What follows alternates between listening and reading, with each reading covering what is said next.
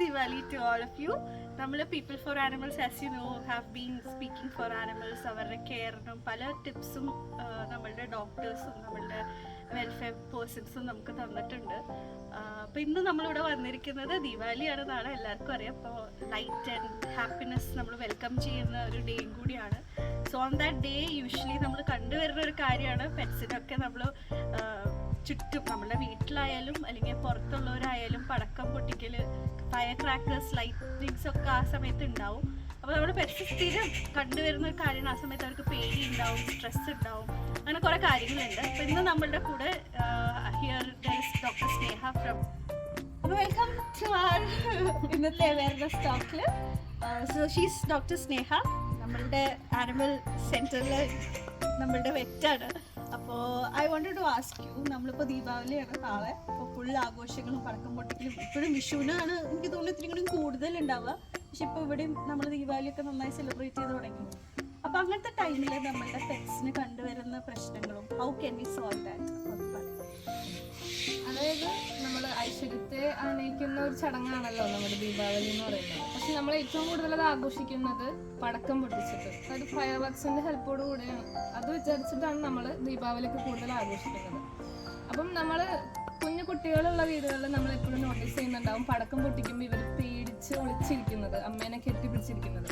നമ്മുടെ പെറ്റ്സും ഇതേപോലെ തന്നെയാണ്.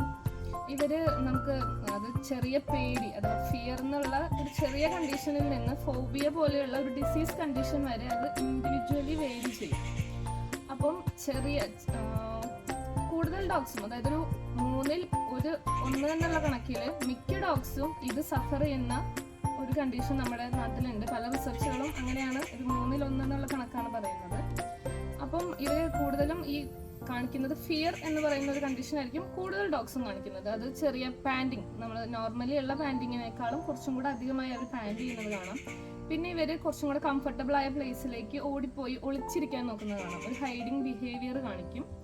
പിന്നെ ഇവര് നമ്മുടെ അറ്റൻഷൻ സീക്ക് ചെയ്യാൻ വേണ്ടിയിട്ട് നമ്മുടെ അടുത്ത് കുറേ, നമ്മളാണെങ്കിൽ ഈ തിരക്കിലായിരിക്കും, ദീപാവലിയുടെ ആഘോഷങ്ങളിലായിരിക്കും, ഇപ്പം നമ്മൾ മൈൻഡ് ചെയ്യാതെ പോകും. അങ്ങനെയുള്ള ഒരു ചെറിയൊരു കണ്ടീഷൻ കാണിക്കും. പക്ഷെ ഇതിൽ നിന്ന് വിട്ട് ചില ഡോഗ്സ് ഒരു ഫോബിയ, അതായത് ഒരു ഡിസീസ് കണ്ടീഷനിലേക്ക് വരാം. അങ്ങനെയുള്ള കണ്ടീഷനിൽ ചിലവരത് പാനിക് അറ്റാക്ക് പോലെയൊക്കെ കാണിക്കാം. ഷോക്കിൽ നിന്ന് വിട്ട് മാറാതെ വരാം. ഈ ഇതൊക്കെ കാണിച്ചു കഴിഞ്ഞാൽ സീഷേഴ്സ് പോലെയൊക്കെ വന്നു കഴിഞ്ഞാൽ നമ്മൾ എന്താ ചെയ്യാം? ഏറ്റവും അത്യാവശ്യമായിട്ട് നമുക്ക് ചെയ്യാൻ പറ്റുന്നത് ഒരു കംഫർട്ടബിൾ പ്ലേസ് കൊടുക്കുക എന്നുള്ളതാണ്. അതായത് നമ്മുടെ അവരുടെ കേജ് കുറച്ചും കൂടെ ഈ സൗണ്ട് ഒന്നും വലിയ രീതിയിൽ എഫക്റ്റ് ചെയ്യാത്ത രീതിയിൽ ഒന്ന് പൊതിഞ്ഞു കൊടുക്കുകയോ അവർക്ക് കുറച്ചും കൂടെ കംഫർട്ടബിൾ ആയിട്ടുള്ള ഒരു ബെഡ് അവൈലബിൾ ആക്കി കൊടുക്കുകയൊക്കെ ചെയ്യാം. അല്ലാന്നുണ്ടെങ്കിൽ എക്സോസ്റ്റ് ഫാനുള്ള റൂമുകളിലാക്കുക. അപ്പോൾ കുറച്ച് സൗണ്ടിൻ്റെ ആ ഒരു ഇൻറ്റൻസിറ്റി കുറഞ്ഞു വരും. പിന്നെ നമുക്ക് ചെയ്യാൻ പറ്റുന്നത് മ്യൂസിക് പ്ലേ ചെയ്യാം. അവരുടെ ആ ഒരു അതിൽ ശ്രദ്ധ തിരിക്കുന്നതിനായിട്ട് നല്ല കുറച്ച് ഹൈ വോളിയത്തിൽ എന്തെങ്കിലും ഒരു മ്യൂസിക് പ്ലേ ചെയ്യാം. പിന്നെ നമുക്ക് ഫുഡ് എന്തെങ്കിലും അവർക്ക് ഇഷ്ടപ്പെട്ട ട്രീറ്റുകൾ കൊടുക്കാം. അതും അല്ലെങ്കിൽ നമുക്ക് സ്ഥിരമായിട്ട് അവർക്ക് ഭയങ്കര ഏറ്റവും ഇഷ്ടമുള്ള ടോയ്സ് കൊടുക്കാം. ഇതിനേക്കാളൊക്കെ ഇമ്പോർട്ടൻ്റ് ആയിട്ട് നമ്മൾ ചെയ്യേണ്ടത് നമ്മൾ അവർക്ക് വേണ്ടി അവൈലബിൾ ആവുക എന്നുള്ളതാണ്. അവരുടെ അടുത്തിരുന്ന് അവരെ സന്തോഷത്തോടെ തട്ടി തലോടി അവർക്ക് ഒരു കംഫർട്ടബിൾ പ്ലേസ് അവർക്ക് കൊടുക്കുക എന്നുള്ളതാണ് ഏറ്റവും അത്യാവശ്യം. പിന്നെ ഇതിലൊന്നും മാറാതെ ആ ഒരു പാനിക്കായ ഒരു ഷോക്കായിട്ടുള്ള ഒരു കണ്ടീഷൻ പെർസിസ്റ്റ് ചെയ്യുകയാണെന്നുണ്ടെങ്കിൽ എത്രയും പെട്ടെന്ന് ഒരു വെറ്റിനെ കൺസൾട്ട് ചെയ്യാം. Okay, so that was doctor Sneha speaking with us. അപ്പോൾ ഡോക്ടർ പറഞ്ഞ പോലെ ഈ ദീപാവലിക്ക് എല്ലാവരും മാക്സിമം നമുക്ക് പറ്റുകയാണെന്നുണ്ടെങ്കിൽ നമ്മളുടെ സെലിബ്രേഷൻസിൻ്റെ കൂടെ തന്നെ അവരുടെ കൂടെയും ടൈം സ്പെൻഡ് ചെയ്യാൻ നോക്കുക, അവരുടെ കൂടെ ഇരിക്കാൻ നോക്കുക. ഇതിപ്പോൾ നമ്മൾ പെറ്റ്സിനെ പറ്റിയാണ് പറഞ്ഞത്. ബട്ട് അഗെയിൻ എൻ്റെ ഒരു സ്ട്രേ ഡോഗ്സിൻ്റെ കാര്യം വരുമ്പോൾ അവർക്കൊരു സ്പെസിഫിക് ഓണേഴ്സ് ഉണ്ടാവില്ല. അപ്പോൾ അവർ മിക്കവാറും ഇങ്ങനെ പടക്കമൊക്കെ പൊട്ടുമ്പോൾ നിയർ ബൈ സ്പേസസിൽ വന്നിരിക്കും. അപ്പോൾ നിങ്ങളുടെ വീട്ടിലായിരിക്കും, കാറിൻ്റെ അടിയിലൊക്കെ ആയിരിക്കും അവരൊരു ഷെൽട്ടർ കാണുക ആ ടൈമിൽ.